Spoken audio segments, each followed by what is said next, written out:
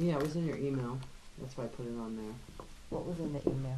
That You want a turnpike something about Road? turnpike. repairs, that has to do with the The road race. construction in 2020. Oh, yeah, I Road did that. race. Okay, Yeah, we're starting. Yeah, guys. that can be Oh, discussed. I brought it. wanted to talk about the I pledge allegiance to the flag of the United States of America and to the republic for which it stands, one nation, under God, indivisible, with liberty and justice for all. Welcome, everyone. The Board of Selectmen, Mike Marinaccio, our Chief Financial Officer, Todd Rowland, our Department of Public Works Director, Brian Wissinger, our Assistant Finance Director, Kim LaFleur, Operations Director, Jessica Miller, our Library Director, and our visitor, Todd Bob Social. I'm also on the library board. Okay, Yes, sorry, the library, I apologize. That's okay. Okay, the first item on the agenda, Mike, is staffing for the tax collector. Right, so I've sent the selectmen a memo saying that the search committee, the panel that is charged with interviewing the tax collector has made a recommendation out of the finalist candidates, and they made a recommendation to appoint Lisa Madden for tax collector. She is currently the tax collector in the town of Willington.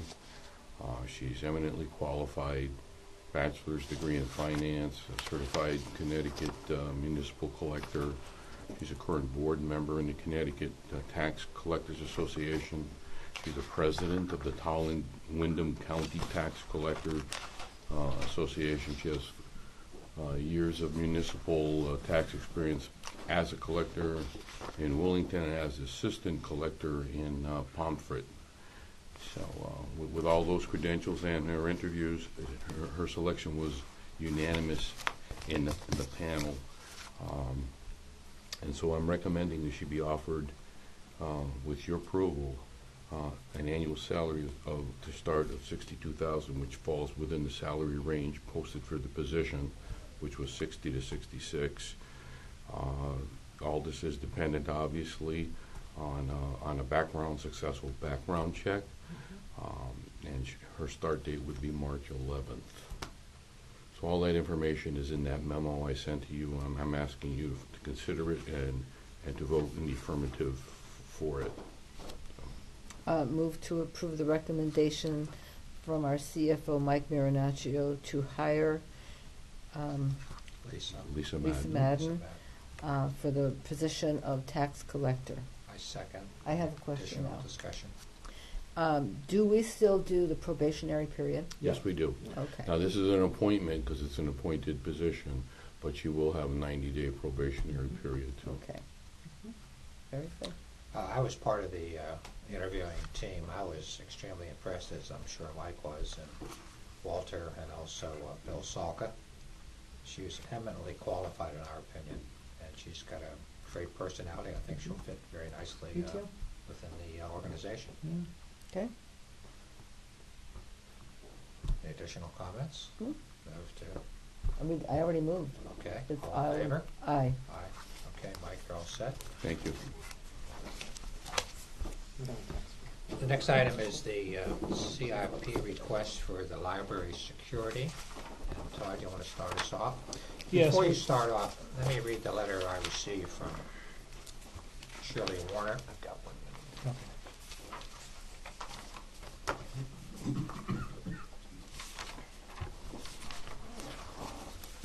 It's a letter from Shirley Warner, Board Chairman of the Library, to the Town of Summers Board of Selectmen. Reference need for security measures at Summers Public Library Building. When the Summers Public Library Building was renovated in 2008-2009, the primary goal was to increase space, accessibility, and create spaces for quiet study, children's and public programs, etc. At that time, security seemed adequate. Interior cameras were installed mostly to quell thievery, vandalism, and misbehaving. At that time, we worried about exterior vandalism and the public perception that libraries were the ultimate safe place for unattended children, when child abductions could easily happen right outside the doors. Today we also have to worry about what could come in the door or other points of entry. We all know times have changed. Libraries are public buildings, and we do not turn anyone away without cause. Summers Library would be an easy target for someone intent on harming people. Exterior and interior security cameras are needed to safeguard our staff and our patrons. There are several points of egress throughout the building, and many are not visible unless you are practically upon them. Helpful friends or library patrons have opened exits to allow entry through exit-only doors. The less used, less visible doors should be sound alarmed. This would be a deterrent and a safety measure. Our windows could easily be used as points of entry, and again, many are not visible from most library spaces. Retrofitting windows was easily accessible from the ground level with a shatterproof material would be a prudent step towards eliminating this type of intrusion. The library board has an endowment fund established to enhance library functions through donations that began in late 1980s. There are stringent rules to protect this fund. However, with required board approval, we should be able to contribute to this project by funding the 3M safety film on the windows. The nation recently remembered the Florida school shooting, and we in Connecticut will never forget Sandy Hook. The library's proximity to our 3 schools adds another level of concern, given the many national tragedies that have occurred at schools. There are school-age and younger children in our building many hours of the day. Summers has an obligation to do our very best to keep them and everyone who uses the library or works there as safe as possible. Signed, Shirley Warner, Board Chairman of the Library. Todd, you want to? Yes, the Emergency Preparedness Committee was approached by the library board, members of the library board as well as the library director back in November, and that committee charged us with taking a look at security in the library, and there really isn't any. There's some internal cameras that you can only see on a monitor inside.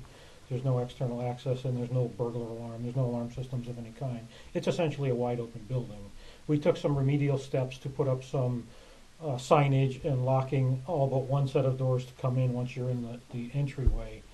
However, it's still a wide open building. We contacted Alarm New England, which is the sonic control dealer that did the schools. The schools went out to bid and completed their system last year for all of the schools. We wanted to use them because the Summers Library is, although it's a town building, it's on the school campus. In effect, it's part of the campus, and we really wanted to have interoperability, i.e. if the schools go into lockdown, the library wants to know about it, and vice versa. If the library goes into lockdown, the schools want to know about it. So we went with Sonatrol. We met with them originally. They drew up a plan. What they propose is alarms on the doors. The units that they have are both cameras and audio detectors. So after hours, if there's any breaking glass, they will detect that and turn all the video on. And it's also a live feed to the police department or to my office or whomever we designate. Anybody can bring it up like we do in some of the other town buildings, be able to bring it up on our phone at all hours. Also, if there's an incident or the schools go into lockdown, the library will be notified, and they'll have a panic button that will allow them to lock the inner doors, making the library safer than it is now. This proposal also includes filming of the windows with ballistic film, which effectively makes all of the lower glass in the library one-way glass, so you can't see into the building. You can see out, but you can't see in. And it's also a ballistic material, so if anyone were to shoot at the windows, it absorbs that shock. It's not bulletproof, but it lessens the effect of rounds. We had an initial price which was about $65,000 for everything. The EPAC committee said, well, is there some way that we can serve the needs of the library and also be interoperable with schools that aren't quite as costly? We went back and beat up the vendor and changed some things, still so we have full coverage on the inside of the library, as well as the locking systems and the ballistic film. That cost is now down to $52,500, so we're coming to the Board of Selectmen with a CIP request to consider $52,500 for security and ballistic film at the library as an interoperable system with the schools because of its close proximity and campus. Let me ask you a question about the panic alarm. Is that integral with the school system? In other words, if there's a panic alarm with the school system, does it automatically refer to the library? It's not. It doesn't automatically put the library in lockdown. It goes to the library designees, and it will sound essentially an alarm at the library, so And the they library operate knows. it. And then they hit whoever's there will hit a switch. And if it's after hours, it doesn't matter. Right. And the switch, there's a panic button which locks the front doors, the inner front doors. That is the only access right now. Thank you. The other thing this does is there's a schematic that shows Yeah. all of the different. Have you seen this, Mike? That's all right, I'll see it.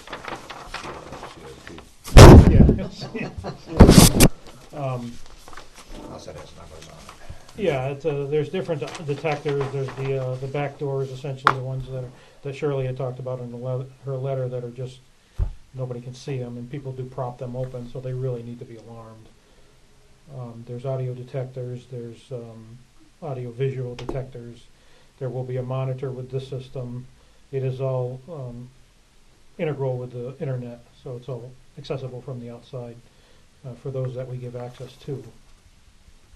And it is also a burglar alarm system, so they would activate it after hours when the last person out and then the first person in. And the monthly maintenance fee is $147 a month. Yes.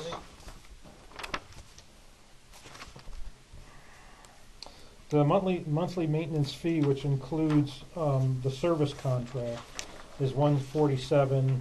If we go with the cellular backup, it's another $30 for that, and then the monthly monitoring is $69. So all in, it's $246 a month for all three, which is the monthly monitoring by Sonatrol, includes our alarm verification, and then the monthly service contract, which is if you have a problem with anything, they fix it.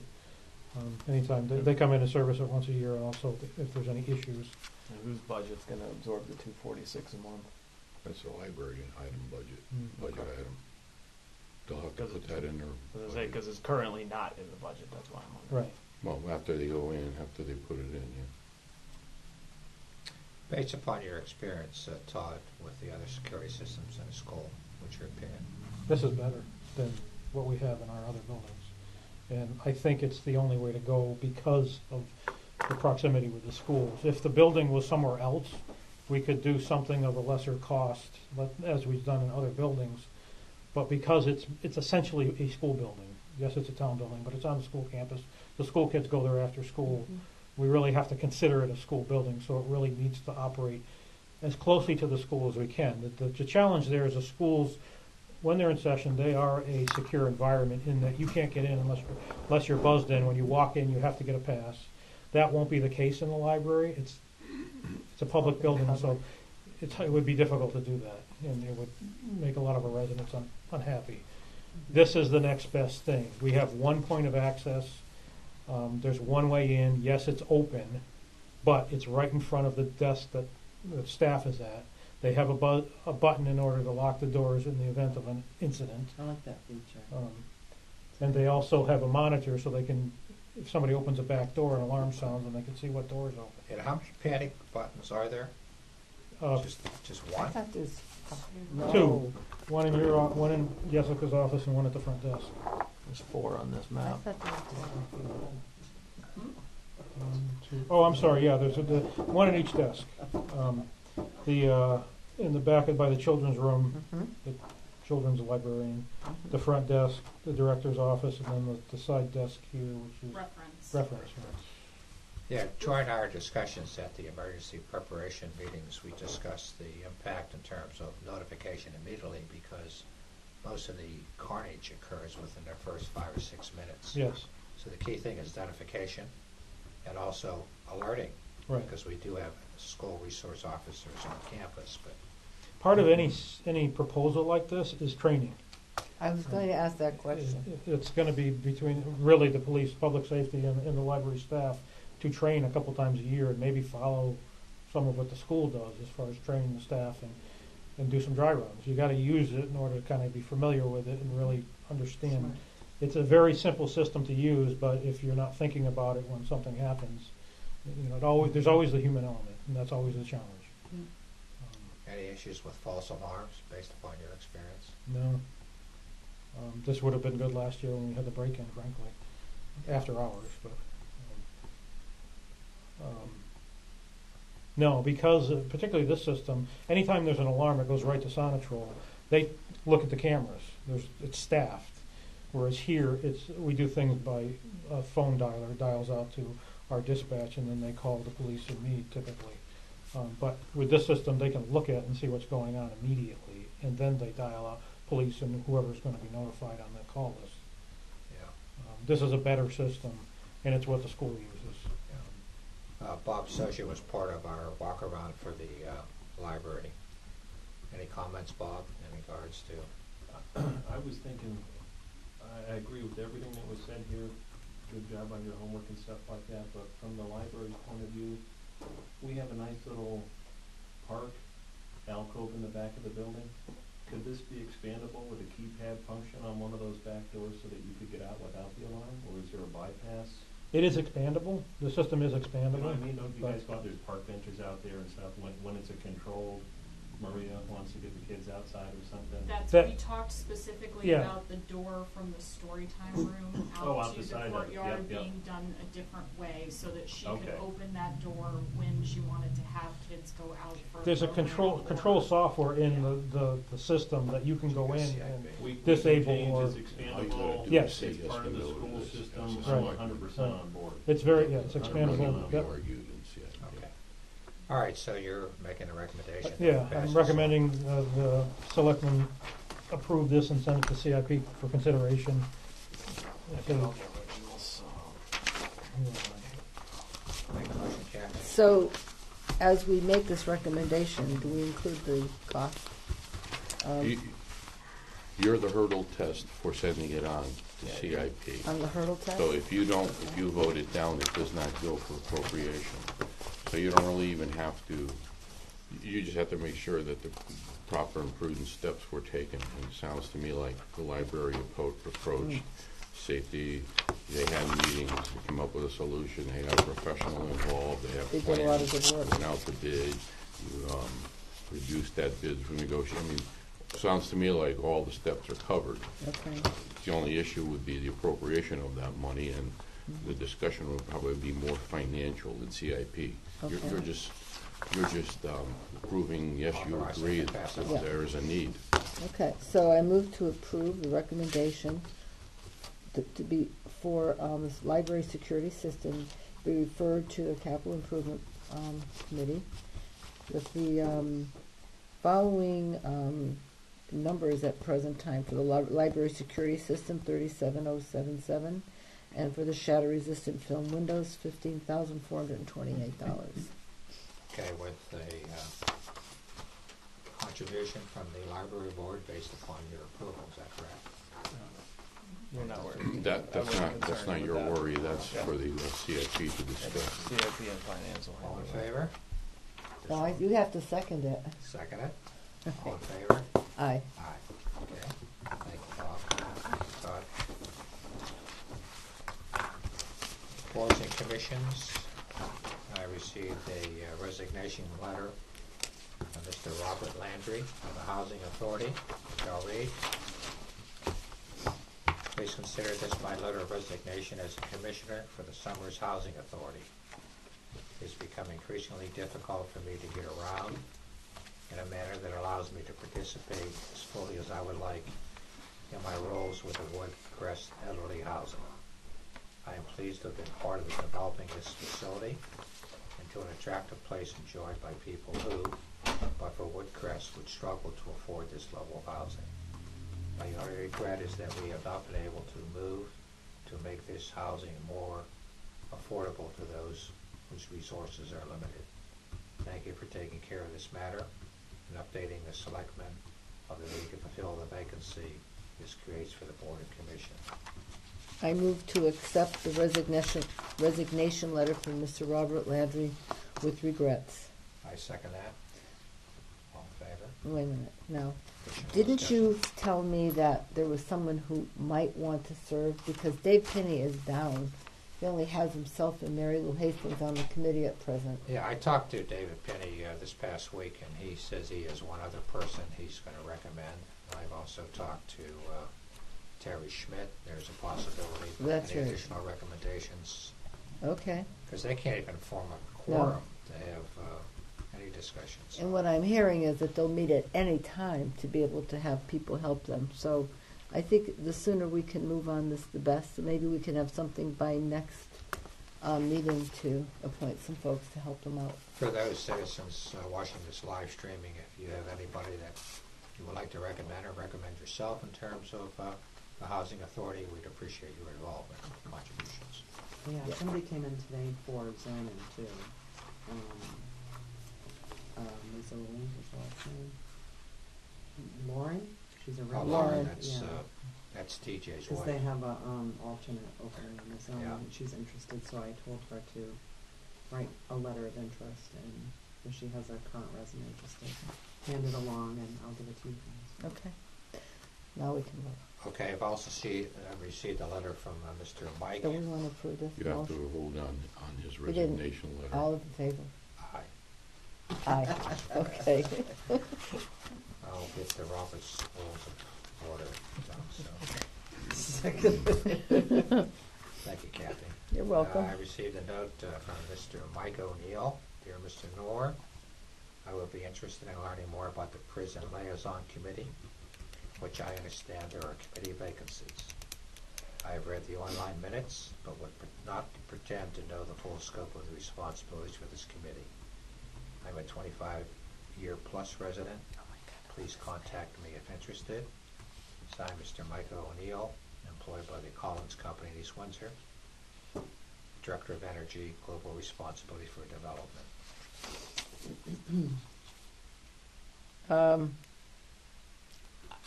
I know a little about him. I'm very happy to have him go on the committee. Yeah, I reached out to Denise Shawokas, Yeah. and she's in favor of Okay. him joining the committee also. That being the case, I move to appoint Michael O'Neill of 30 Oak Grove Drive in Somers, Connecticut, to the Prison Liaison Committee. I'll second that. And I'm not certain I can tell you the length of term. Yeah, Bud, I gave it to Bud. It's on the agenda. Bud, remember those? Your notes Oh, on the agenda. through sorry. 12/22/2020. Yep, that's all I Correct. needed. Thank you. You're welcome. Thank you. And then there's one more. Second. Second, all in favor. Aye. Moving right along. Received a letter from Mr. James B. O'Hearn. Dear Mr. Noor, attached you will find my resume. I live in Somers for 20 years, and I am presently the greenskeeper for the Common Green at Somerset Woods, which comprises Somerset I know Lane, where that Green is. Tree Lane, Used to live there. Cedar Hill, and Huntington Road. Mhm. I would like to be considered for an appointment to the Economic Economic Development Commission. Thank you for your consideration in this matter. And we have an alternate opening, right? Yeah. And discussion about Mr. Hearns. He has attached his resume. Is this for an alternate or don't? This is for an alternate. All right. So, okay. There's 2 openings for the alternate. I will move to appoint James B. O'Hearn as an alternate to the EDC, Economic Development Commission with the effective date. effective date of James O'Hearn, Yeah, it's 12/22/19 would have started it. Do you know how long that goes for? I think it's filling a Every- vacancy, so every- that's why it's that date. So Right. those are, me and Ann went over all those, so those Okay. dates are correct. So. Very good. All in favor? Aye. Okay. Did you second that? I second it. I think that's it in terms of boards and commissions. No, I don't think so. Yeah, the We have to, we the have Frechette, to, She's it was already in the been- minutes. yeah. It's an amendment to put Okay, her so- term expiration in there, and it's Okay. in the notes that I gave you for the I got amendments. Okay. Okay, thank You're welcome. Next item is a general overview of the budget, possible vote. you. Hold on, Skip 7. I gotta find it again. Yeah, Turnpike Road next. Okay, Turnpike Road, number 7. You said you didn't want to discuss that. We didn't want No, to. it was only a matter of discuss, I think you should discuss it. Okay.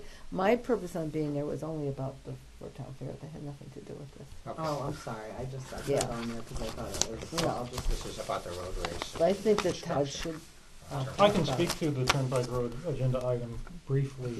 The Department of Transportation in next year, in 2020, is planning to replace the culvert under Turnpike Road in the area of Battle and Mountain that goes under for the stream. They're projecting to start in the spring and be done within 4 months. However,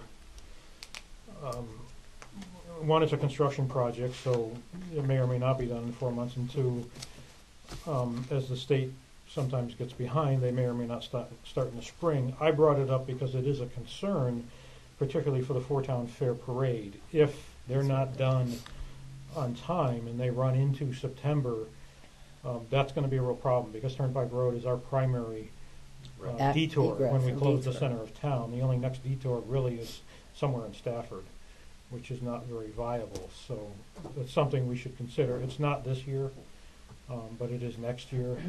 We should probably talk about it after this year's parade, sometime in the fall, and look at what our options are.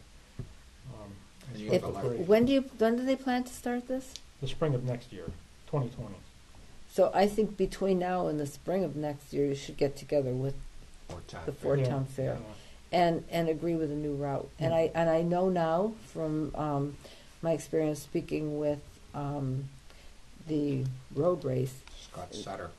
it's Scott Sutter that you would have to really make some sort of a compromise there, because the way I saw the path, I think you can make it work. It's just a matter of one going down through the fields and the other going maybe around.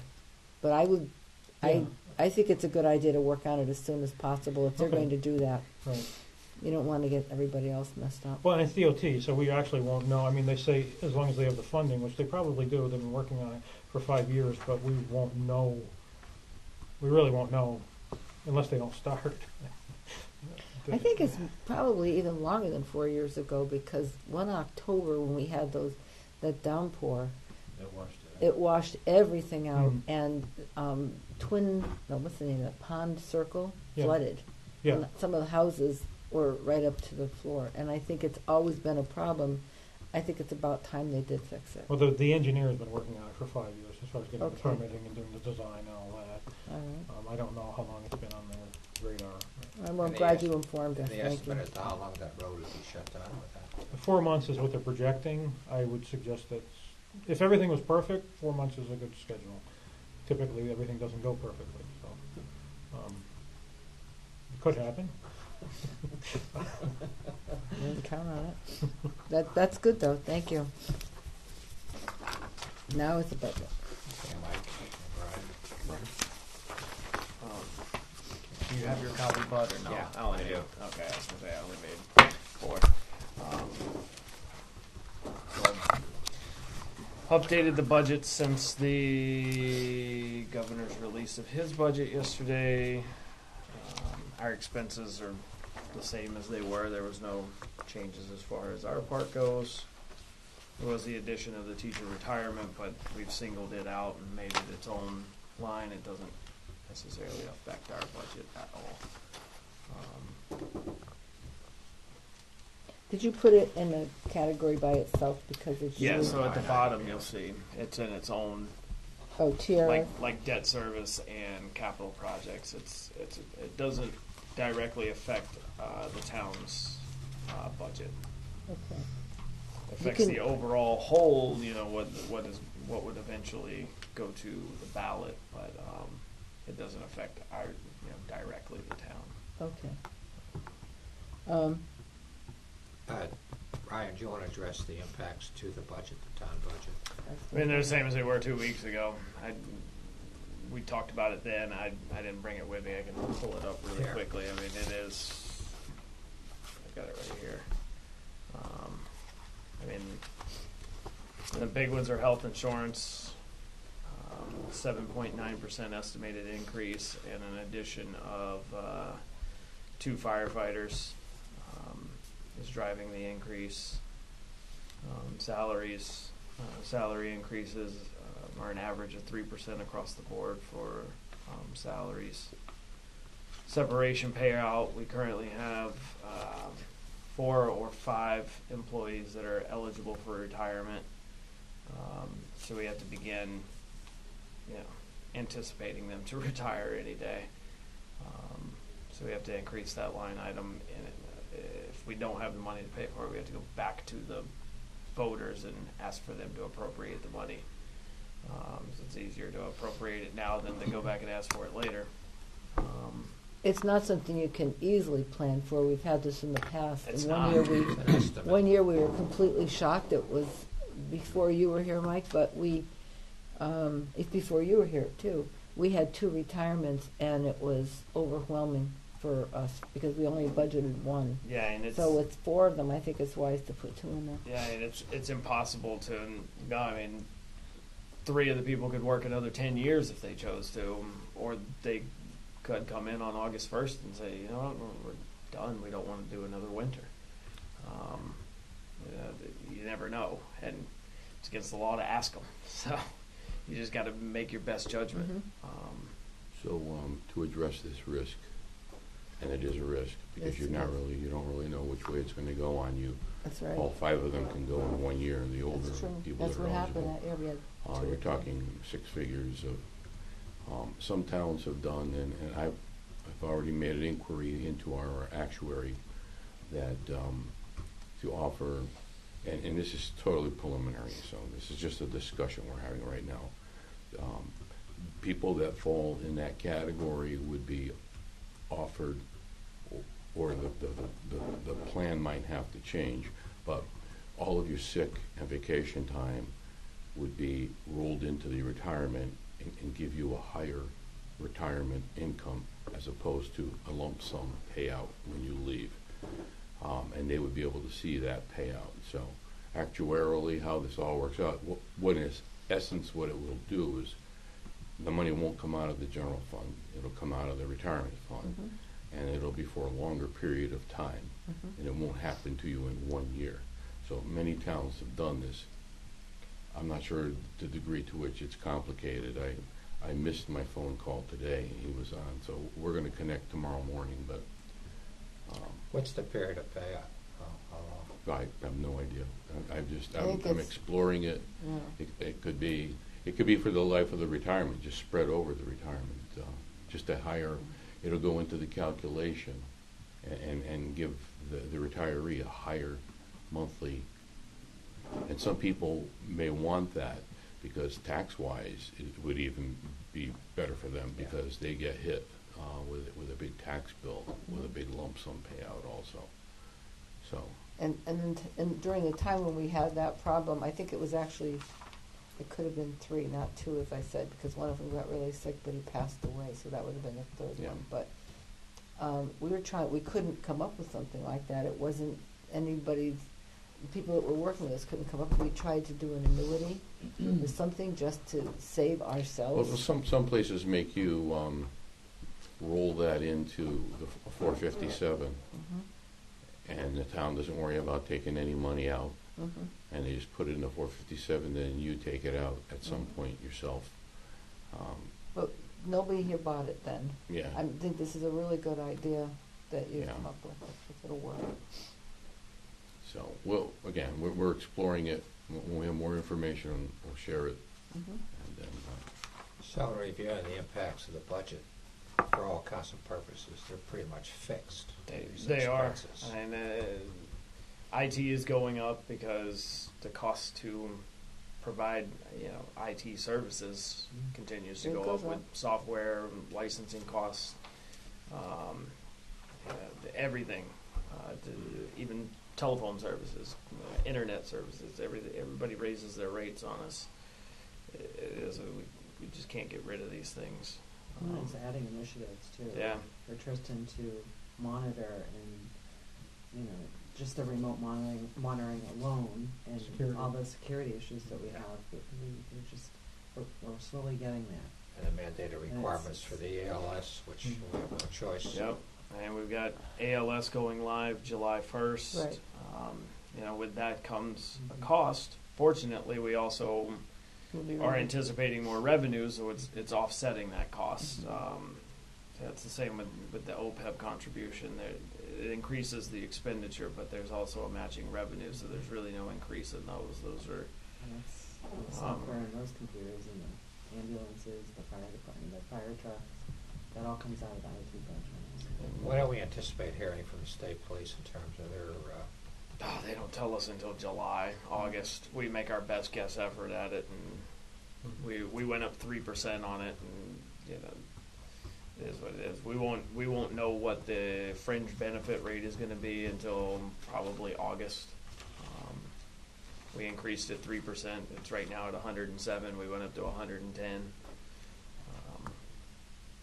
It's, Do you feel by putting in this contribution that that's all we can expect from the state in talking terms about of? for teacher retirement, Yeah. or the? yeah, it won't go any higher. It won't go The only thing I could anticipate is legislature possibly says, "Oh yeah, we're just not going to require this," but get six in one hand, half dozen in another. I mean, you can bet on it all day long. Who knows what they're going to do? The early signs point to we're going to pay something toward it. We have to put it in. If we don't, it's $70,000 come July that we don't have to pay the bill with. Then we have to go back to the taxpayer and ask for it. So we have a pretty good picture, idea of what the revenues might be, given Governor Lamont's budget speech yesterday. Within moments of his speech, every organization we belong to was sending us allotment figures. And so I put together an analysis on that, and it doesn't look like, it looks like we're going to basically be level funded overall. It looks like we'll probably be down over $300,000 this year, and almost $600,000 next year. So each year it goes down, it goes down, it goes down, just a little by little by little. The one thing I can say, and I know I read some headlines that say that the towns are complaining and everything. I think they have short memory, because last year we were really whacked across the side of the head out of nowhere by a governor who was very, I guess capricious would be the right word, and would, for reasons just that you couldn't even figure out, came up with his own formulas to redistributing, for redistribution of allotments to towns, and this at least is consistent over from the past. So we basically know what we're dealing with. It's just a matter of matching the expenses to what we can afford here in revenues. We talked about our grand list going up, not all that much, less than 1%. And now we have state aid, which is slightly eroded. So, I mean, what's left here? There's fund balance and tax increase. So, and to what do you use what? We haven't finalized that yet. So, in the end, when you present your budget to the Board of Finance, and when the Board of Ed presents their budget to the Board of Finance, and they have a chance to for lack of a better term, go at it, then we'll determine how we're going to fund it with these revenues that we have. So, Yeah, I think from our standpoint, Todd's standpoint, we pretty much have scrubbed this budget. We'll take a closer look at it again, as Mike's indicating, based upon what the input is from the Board of Finance. But my comments still stand as it relates to the fixed cost. We can't get out of it. I mean, we're mandated by these costs, and we have to respond. So I do think there's a brighter side to it, though. When you talk about ALS, the fact that you will be providing better care to our residents. Mhm. And there will be a return on that investment that goes back in to help us with the services and the Yep. products that we need to do it. I think it will be better understood at a hearing or at the time that we You're gonna put this have, together. you're gonna have better trained personnel because you're going from just an EMT to a full paramedic. You know, it's the same as having state troopers. You have a better personnel than just having, you know, a rookie cop out of where. So there's definitely there's cost to it, but there's benefits as well that come along with that cost. And I think the people in town like that they have those benefits. And there's certain things they don't mind paying for, as we learned with the transfer station. They clearly don't mind paying for the garbage. Yeah, so that's an increase. And then let's not forget, we have a bond where our roads and our schools are going to be repaired. So our infrastructure is going to be repaired over the next 2 to 3 years also. So, Which is awesome. you know. Okay. Okay, additional comments, Um, discussion? Well, I would like to go a week, and perhaps next week go over this again, because Tim Patrikas, if it hadn't been cut out of it because there's no flight taking him home, we're not having this discussion with him. And if we could set up a meeting for the Board of Selectmen sometime next week, we would be prepared when the Finance Board meets, I'm certain, but at least he would have an opportunity to have his say. I agree with that. The Board of Finance meeting has been postponed because of lack of a quorum. I think we're looking at the 28th. Yeah, and we have someone going to funeral, another one out of town on business, a couple of out of town. So the perfect storm. So, So we have quorum. some time, both you and I and Tim, to take Right. another look at this before we don't have a firm date yet on the Board of Finance. I've floated a few dates with them. Tuesday the 26th, excuse me, 28th. Wednesday the 27th, Thursday the 28th. Yeah. And if you flip that, it'll be the first week in March. Right, and you guys meet that first week in March, so. I would like to do that, but I think it would be very important to have It would Tim be there. before your meeting. That would be that Yeah. Wednesday night in the first week of March. I Oh, believe. Wednesday night? Is it the 8th or the 6th. 6th? Or no, 6th. no, it would be, their meeting, You're meeting on the selectmen meet on the 7th, so yeah, Correct. we offered the 5th and the 6th. 7:00? Yeah, it's the 6th. It's at 6:00? No, 7th. it's the March 6th. Right now, they've been given 3 choices Oh, okay, for so I guess dates. we'll wait. till Yeah, we don't hear. have- Okay. 3 of them You have have the selectmen come meet in next with a week. common They could have date a of special- March That's better. 6th. Yeah, we Okay. better. I don't know what the other 3 will answer me, so you'll find out. We'll find out Okay. next Okay, week. so you just need a special meeting next week. Yeah, so let's get I would like to do that. plenty of time Okay, to so that. Yeah. email. Yeah, so we're in the season of special meetings, really. You know. We And don't I have don't to think do we what can have do to it today because we don't know what Tim's schedule is. Yeah. If he had been able to get home, he would have been Okay, here. email. Yeah, They've that's fine. had him sitting for, what, how many hours now? Yeah. I think it's over 15 hours waiting to get back here. And your next meeting, we have the public hearing for the stormwater. Is on the release. 7th. Oh, that's On the right, the 7th. 7th. Is that a Wednesday night? It's a Thursday, Thursday. it's a regular meeting.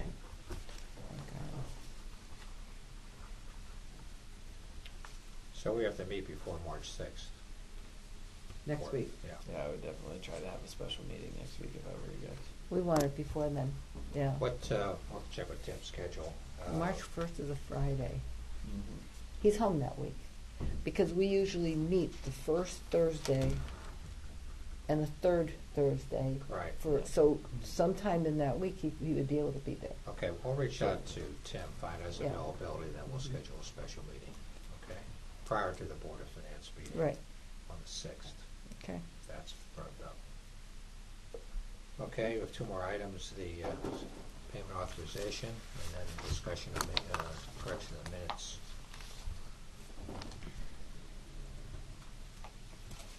Move to approve payments in the amount of $172,154.50. Second, Aye, aye, thank you. favor?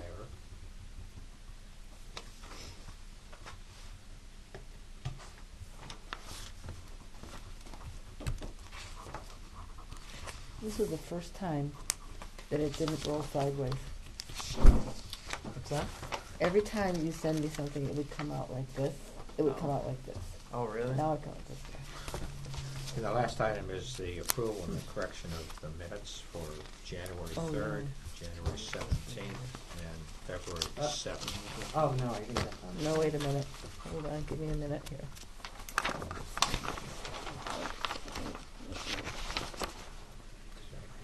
Yeah, but I think I had a note on mine. Thank you. Let me just make sure. Okay, this is, That, we didn't change anything. what's that? We didn't change anything. Well, I These thought are we were going to corrections. do something with the January, 3rd. right. I thought we were gonna leave it out, because that covers everything.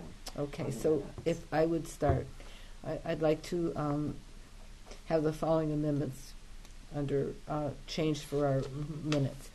For 12/13/18 at the regular Board of Selectmen meeting, the reappointment of Williams and Smith as alternatives should have read Zoning Board of Appeals, not the Zoning Commission. So let's go to the next one, which was January 3rd. That should be completely left out because it was, again, a Yeah. similar error, and it doesn't exist because both of them were appointed to the ZBA, not zoning. Yeah. On January 17th, there was a motion made authorizing a resolution made by Mr. Patricus and seconded by Mrs. Devlin. It was not seconded by Mr. Patricus. It was Yeah, votes. motion to Yeah. Patricus, second to Devlin. Yeah, that's right. On the same night, regarding the vote on the police cruiser, it was not unanimous. Mr. Patricus did not abstain. He voted no. On February 7th, Mr. Patricus requested that Mr. Rowland post signs identical to the Shaker Road truck signs on George Wood Road at the town line in Enfield and the intersection with Hall Hill Road. I think we discussed that, but I don't Yeah. think we reached any agreement on it. So, Hall Did we? Hill? you know when George Wood Road comes down at the intersection of, Oh, all right, he would like a sign there too. There's a lot trucks of, are requested not to use the Yes. road? Some of because them the we have truck, shit. the truck traffic on that road and the speed at which they're going now is very unreasonable. I have people who can't even leave. It takes them 10 minutes to get out of their driveway right now. What at certain times of the day. Similar to And what we that's had crazy, at, but it's the speed Yeah, that what we scares ordered them. for Shafer Shaker Road. Road. Yeah. right. If it's not speed, it's trucks, but it's both. Okay. And then again, on the 7th of February, the amended motion was to appoint Beth Frechette to a full member of the Economic Development Committee. We did not put in the term that it would expire on 12/22/19. Yeah, and that's it. Okay, Okay? then we have approval of the minutes for January 3rd, January 17th, and February 7th. Well, we already just approved. Yeah, I was just- We sort with of the just, amendments. all right, so though I would approve the minutes for January 3rd, I would like to remove from this particular one the appointment to the commission of, oh, where is it in here now? It's, yeah, you gotta read down a bit. It's down here. It says, Mr. Norris stated he had a notice from the town clerk to correct an appointment of Ralph Williams to the zoning board of appeals. And I don't know what's wrong with this because it says it's corrected here. All right, so at least we took it out, okay? Done. And then for January 17th, this was the one for the CIP. Okay. Okay. Move to approve minutes for January 17th, 2019. Second. February 7th.